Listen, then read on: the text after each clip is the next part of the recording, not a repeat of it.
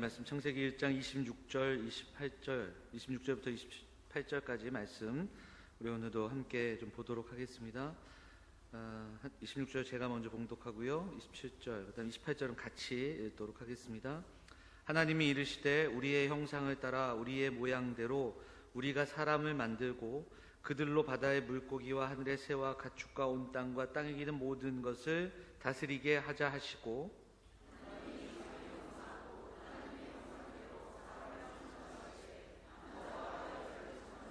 같이 읽겠습니다. 하나님이 그들에게 복을 주시며 하나님이 그들에게 이르시되 생육하고 번성하여 땅에 충만하라. 땅을 정복하라. 바다의 물고기와 하늘의 새와 땅에 움직이는 모든 생물을 다스리라 하시니라. 아멘. 오늘도 오전에 이어 오후까지 우리 함께 예배하는 성도들 감사하고요, 사랑하고 또 이 시간에 그 예배의 기쁨들을 사모하여 나온 성도들에게 하나님께서 위로와 소망으로 채우시고 또 주시는 은혜 붙들고 힘을 얻는 귀한 시간 될 수 있기를 간절히 소망합니다. 참 힘들고 어려운 때지만 그럼에도 불구하고 소망의 이유가 있기에 우리는 예배하는 것이고 또 우리의 삶과 또 이 땅을 하나님께 좀 맡기고 더 의지하는 그런 시간들이 될 수 있었으면 좋겠습니다. 자, 하나님의 형상에 대해서 새해가 들어서 계속 살펴보고 있는데 오늘은 그 세 번째 시간으로 청지기라는 제목으로 말씀을 좀 나누도록 하겠습니다. 먼저 우리가 하나님의 형상이라는 게 어떤 것인지, 첫 시간에는 하나님께서 정말 중요한 존재로 불러주심에 대한 그런 이야기를 나눴습니다. 정말 중요한 존재, 하나님께서 특별히 구별한 존재, 그게 바로 우리라는 사실을 기억하자, 그 말씀을 나눴고요. 지난 시간에는 하나님의 형상은 하나님을 닮아가는 존재, 그리고 하나님의 마음을 우리에게 부어주셔서 하나님 가지고 계신 하나님의 성품이 우리에게도 반영되고 우리가 그렇게 살아내는 그런 인격적인 존재임을 또 묵상했습니다. 오늘은 청지기의 모습, 그러니까 다스림과 통치를 우리에게 허락하신 하나님의 은혜를 좀 기억하도록 하지요. 자, 26절에 보면 하나님이 자신의 형상과 모양대로 사람을 만드셨습니다. 근데 그 뒤에 보면 그들로, 거기서부터 한번 읽어볼까요? 그들로부터 같이 읽어보겠습니다. 시작. 그들로 바다의 물고기와 하늘의 새와 가축과 온 땅과 땅에 기는 모든 것을 다스리게 하자, 이 이야기가 여기에 나오고 있지요. 이 이야기는 실제로 창조된 이야기의 기사가 요약된 27절 그리고 28절에 다시 나옵니다. 자, 28절에 보니까 하나님이 그들에게 복을 주시며 하나님이 그들에게 이르시되, 자, 뭐라고 하셨습니까? 생육하고 번성하여 땅에 충만하라. 땅을 정복하라. 바다의 물고기와 하늘의 새와 땅에 움직이는 모든 생물을 다스리라 하시니라. 26절은 삼위 하나님의 작정이었다면 28절은 실제적인, 그래서 우리에게 맡겨진 그 사명이 무엇인가를 이야기하고 있는 겁니다. 땅에 충만하라, 정복하라, 다스리라. 자, 차근차근히 한번 보면 하나님이 창조하셨습니다. 그리고 그 창조하신 그 땅의 통치권은 그럼 누구에게 있습니까? 하나님께 있습니다. 하나님이 통치하시고 다스리시는 겁니다. 하나님은 창조하셨고 섭리하셨습니다. 그래서 하나님의 창조와 섭리로 이 땅을 다스리십니다. 그런데 중요한 것은 뭐냐면 그 섭리의 방법 가운데 창세기는 무엇을 이야기하냐면 하나님이 우리에게 맡겨놓으신 분량이 있다라는 겁니다. 다스리게 하시고 하나님께서 맡겨주셨다, 이렇게 성경은 우리에게 이야기합니다. 폴 라드라는 신학자는 이것을 이렇게도 설명을 합니다. 형상하고 연결하면 고대 시대의 왕들은 땅을 정복할 때마다 그 땅에 자신 왕의 어떤 동상, 왕의 형상을 땅이 넓혀질 때마다, 땅을 정복할 때마다 그 땅에 세웠다는 거예요. 그러면 그게 무슨 의미입니까? 이 땅은 우리 왕국의 땅이라는 거예요. 그리고 통치자의 그 동상을, 주권적인 통치를 선포하는 것이 그 장면입니다. 이것처럼 폴라드가 해석하는 것은 하나님의 형상이 바로 우리에게 있다는 건, 하나님은 이 땅에 하나님의 통치권을 보여주시는 거다. 근데 그 하나님의 통치를 누가 보여줍니까? 우리가, 하나님의 형상을 입은 우리가 보여주는 겁니다. 하나님의 형상을 입은 인간을 통해서 하나님의 통치를 대신하게 하신 겁니다. 이 하나님의 통치, 하나님의 형상을 우리 또 이야기할 때 형상이라는 단어, 이 단어를 연구하는 언어학자들의 연구에 이 단어가 왕관이라는 의미가 있다는 걸 이야기합니다. 왕관. 여러분, 왕관은 누가 씁니까? 왕이 쓰죠. 근데 왕관을 씌워준다라는 의미. 그러면 왕이 누구에게 왕관을 씌워줄까요? 왕자에게 왕관을 씌워주는 거예요. 그러니까 왕의 왕위를 위임하는 거죠. 그래서 이 장면을 그렇게 해석합니다. 왕관을 넘겨주시는 장면. 그래서 하나님이 이 땅을 통치할 수 있는 그런 권리, 그리고 통치권, 이것이 이제 성경을 전반으로 넘어가면 우리에게 맡겨주신 청지기적인 삶의 사명으로 해석하는 겁니다. 자, 더 특별한 것은 아까 말씀드렸던 왕이 자신의 모습을 비슷하게 생긴 어떤 동상이나 큰 형상을 세우는 것, 이것과는 비교할 수 없이 인격체로 하나님의 성품과 뜻을 담은 인격체, 그들을 통해 하나님의 통치를 나타내신다는 겁니다. 하나님이 중요하게 따로 구별해 놓은 우리들을 통해 하나님의 통치가 드러날 수 있도록 세우셨다는 겁니다. 그래서 26절부터 28절 우리가 바라보고 우리가 묵상하고 우리가 봉독한 이 구절을 소위 문화명령이라고 이야기하는 것은 바로 그러한 하나님의 마음이 담겨져 있기 때문입니다. 오늘 본문에 보면 생육하고 번성하여 땅에 충만하라, 이것은 아기를 많이 낳아라, 이런 것으로 단순하게 해석해서는 안 된다라는 겁니다. 피조물의 궁극적인 목적, 하나님의 영광, 그 영광을 통해 하나님의 통치를 드러내야 한다라는 이야기. 하나님이 창조하신 이 창조물 속에서 하나님은 우리에게 이것을 활용하고 이것을 섬기고 이것을 통해 하나님께 영광 돌릴 그러한 사명을 주셨다라는 겁니다. 하나님께서 이 땅을 통해 하나님이 주시는 마음들을 가지고 만들고 또한 섬기며 또한 세워나갈 것을 맡겨주셨다라는 겁니다. 대리인으로 하나님의 통치를 위임받았다라는 뜻이 담겨 있는 겁니다. 자, 그래서 우리는 이 말씀을 묵상할 때 먼저 기억해야 됩니다. 오늘 오전에도 나눈 말씀과도 연결이 되지만 우리 이 땅을 통치하시는 통치자, 주권자는 하나님이십니다. 이게 우리에게 먼저 분명해야 됩니다. 그리고 먼저 우리가 그 통치를 따라야 합니다. 그건 무슨 말씀입니까? 우리에게 주신 말씀, 우리에게 주신 하나님의 뜻을 우리의 전 삶을 통해 순종하고 그 말씀과 인도하심을 먼저는 따라가야 한다는 겁니다. 이게 하나님의 주권을 인정하는 것입니다. 자, 칼빈이 이 이야기를 하면서 하나님의 통치 영역이라는 이야기를 들려줍니다. 자, 뭐라고요? 하나님의 통치 영역. 이게 뭐냐면 하나님이 다스리시고 하나님의 영광이 임합니다. 그런데 그게 성전에만, 그리고 교회에만, 그리고 교회와 관련된 일들, 신앙의 일들, 여기에 머무는 게 아니라는 거예요. 그러니까 통치 영역의 의미를 이야기할 때 한때 이야기하는 교회는 거룩하고 세상은 속한 곳, 이렇게 분류해서는 안 된다라는 겁니다. 그러니까 궁극적으로 하나님의 통치 영역은 이 땅, 그리고 모든 세계, 이 우주, 하나님의 통치 아래에 있다라는 거예요. 그러면 이거 쭉 다시 한번 좁히면 이렇게 설명할 수 있겠죠. 칼빈에 따르면 그래서 모든 직업은 다 하나님께서 주신 사명인 거예요. 소명인 겁니다. 저는 교회에서 목사로 섬기지만 직장을 다니는 우리 성도들, 그리고 학교에서 뭐 교사를 하시는 분들, 또 우리가 노동하시는 분들, 또 시장에서 장사를 하시는 분들, 이 모든 것이 하나님 주신 사명이라는 거예요.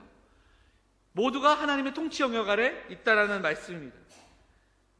먼저는 목사에게 있는 권위, 이것은 하나님의 말씀을 전하게 주시는 권위지만 이것은 저 자체에게 있는 것도 아니고요, 이것은 말씀의 권위이지 개인과 신분과 직분의 권위가 아니라는 것을 우린 분명히 기억해야 됩니다.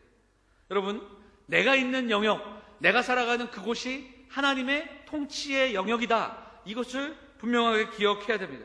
그러기에 그 영역에서 하나님의 영광을 위해 우리는 살아가고 있는가, 이것이 오늘날 우리를 향한 하나님의 형상을 드러내며 살아가고 있는가, 이 사실과 연결이 되는 거죠.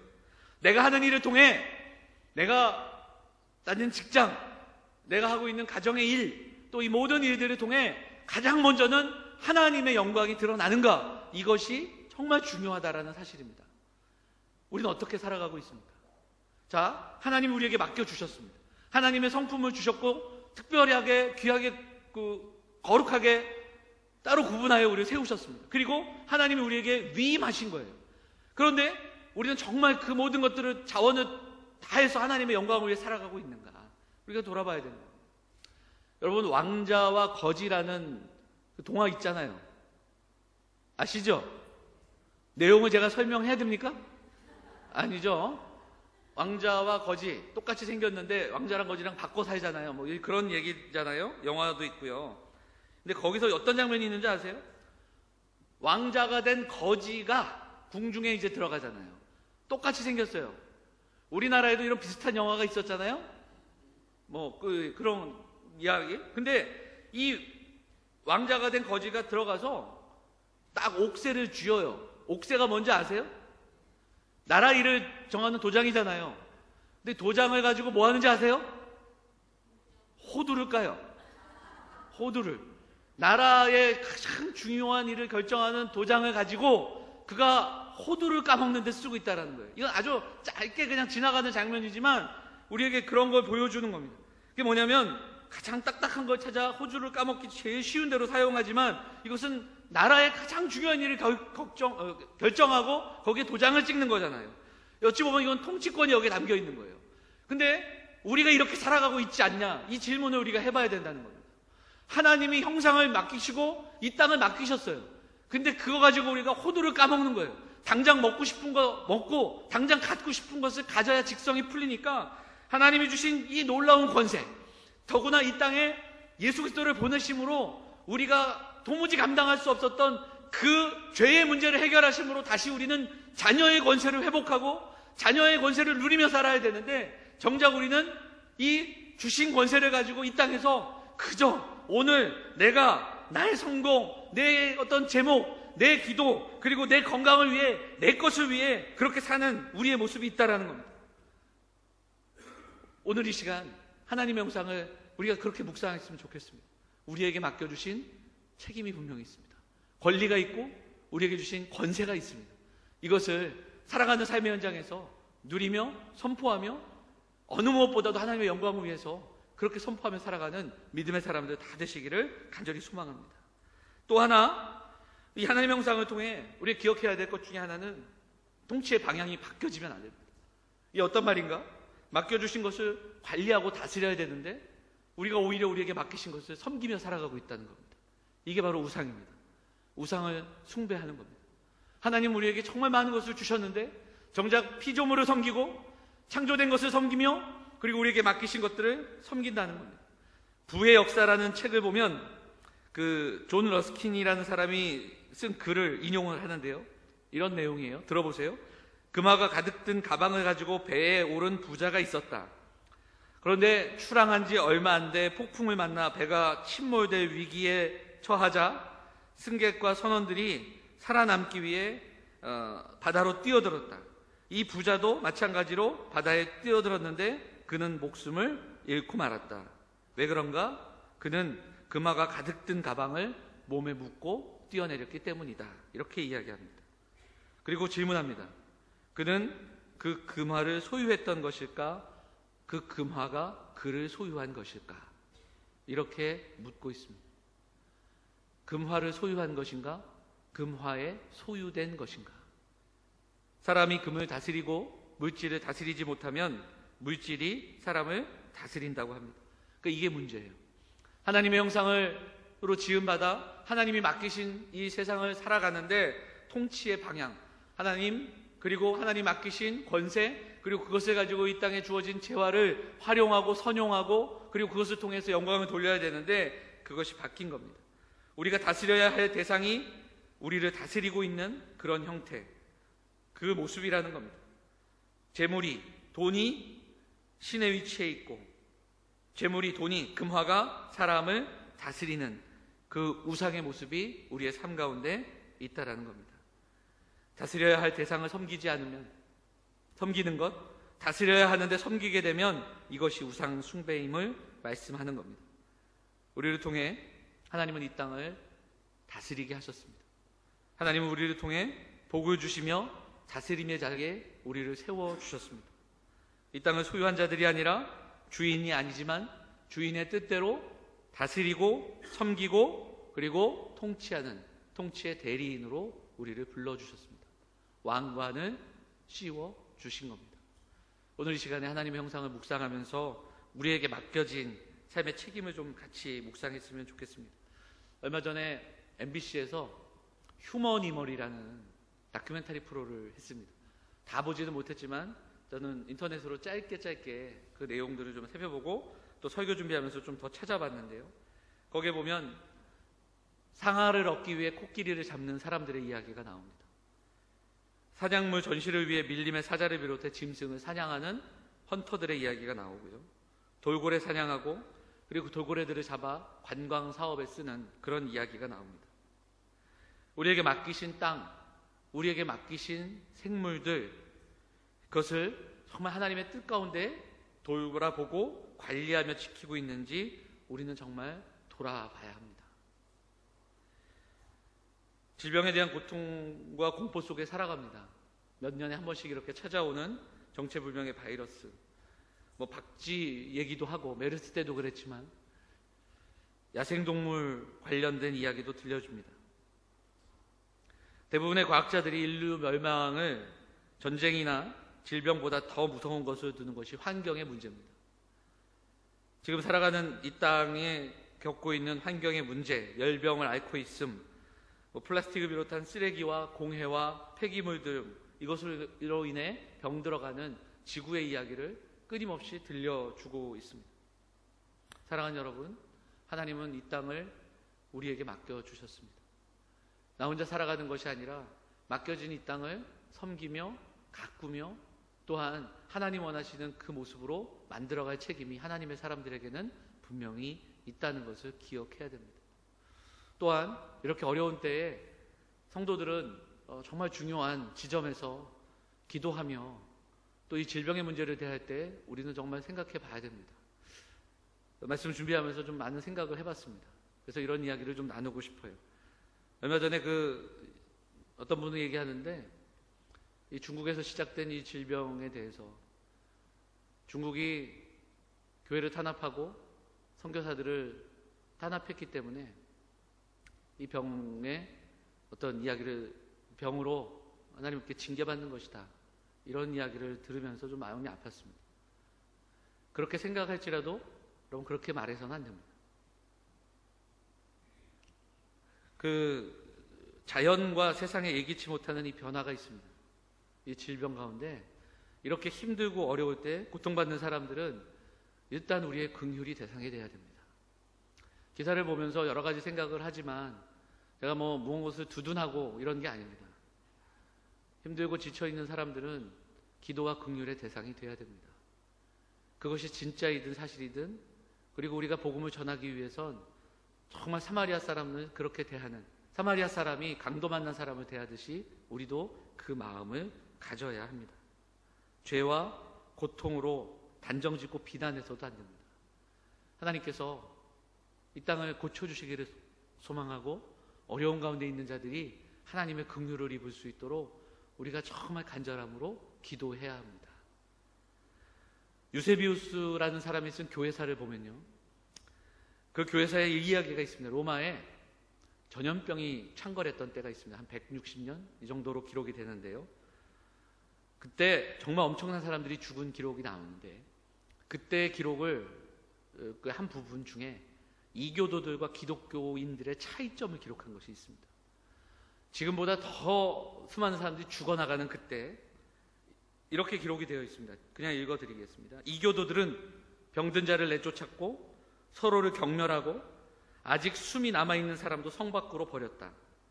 자신들에 위해 죽은 자들을 매장해 주지도 않았다. 그런데 교회가 그리고 기독교인들은 병자들을 돌보고 섬기고 그리고 장례를 정성껏 치루어 주었다.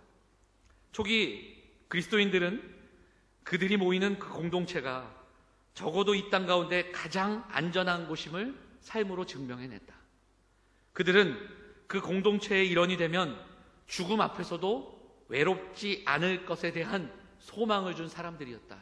이렇게 기록되어 있습니다. 힘들고 지친 사람들에게 결국은 병을 낫게 해주지는 못할지라도 마지막에 소망과 외로움, 친구가 되어준 것이 교회였다. 그렇게 기록하고 있습니다. 사랑하는 여러분, 하나님의 통치가 우리 가운데 있습니다. 하나님은 이 땅을 우리에게 맡기셨습니다. 우리가 하나님의 자녀임을 믿고 살아간다면 맡기신 삶, 이 땅에 대한 거룩한 책임감을 가지고 기도하며 살아가는, 그리고 또한 이 땅을 치유하며 살아가는 귀한 백성들이 되어야 할 줄 믿습니다. 통치의 대리인으로 위임받은 통치를 하나님 안에서, 하나님의 뜻 가운데서 날마다 기억하며 살아가는 사랑하는 성도들이 되어야 할 것입니다. 그러기 위해 우리가 지금 매주 살펴보는 하나님의 형상을 한 번 더 묵상하고, 오전에도 나눴지만 우리가 누구인지를 다시 한번 기억하고, 그리고 내 안에 심겨진 하나님의 성품과 하나님의 마음을 다시 한번 기억하며 맡기신 이 땅을 하나님 뜻 가운데 충성되게, 그리고 하나님의 통치와 주권을 증언하는 하나님의 영광 위에 살아가는 믿음의 사람들이 다 되어야 할 줄 믿습니다. 2020년 시작하면서 우리 안에 심겨진 하나님의 형상을 묵상합니다. 하나님의 대리인으로 살아가기를 소망합니다. 사랑하는 성도들의 삶을 통해, 여러분이 있는 그곳을 통해, 여러분의 말과 삶을 통해, 여러분의 가정에, 여러분의 일터에 하나님의 영광을 드러내는 귀한 믿음의 사람들이 되시기를 부탁을 드립니다. 신실하고 충성된 청지기로 우리를 부르신 하나님의 은혜를 기억하면서 세상을 섬기고 세상에 잠기는 자들이 아니라 하나님의 자녀된 권세를 가지고 세상을 고치고 싸매고 치유하는 천국의 삶을 이곳에서 연습하고, 외롭고 힘든 사람들에게 천국의 소망을 보여줄 수 있는 공동체, 사랑하는 믿음의 사람들, 하나님의 뜻을 드러내며 영광 위에 살아가는 사랑하는 영암의 성도들 다 되시기를 주의 이름으로 축원을 드립니다. 우리 말씀 기억하면서 우리 같이 찬송하겠습니다. 내 눈 주의 영광을 보내. 우리 같이 찬양하실 때 말씀 기억하며 우리의 가정이, 우리의 교회가 정말 주님 앞에 서는 그날까지 하나님의 영광 위에 살아가기를 소망하며 찬양하도록 하겠습니다.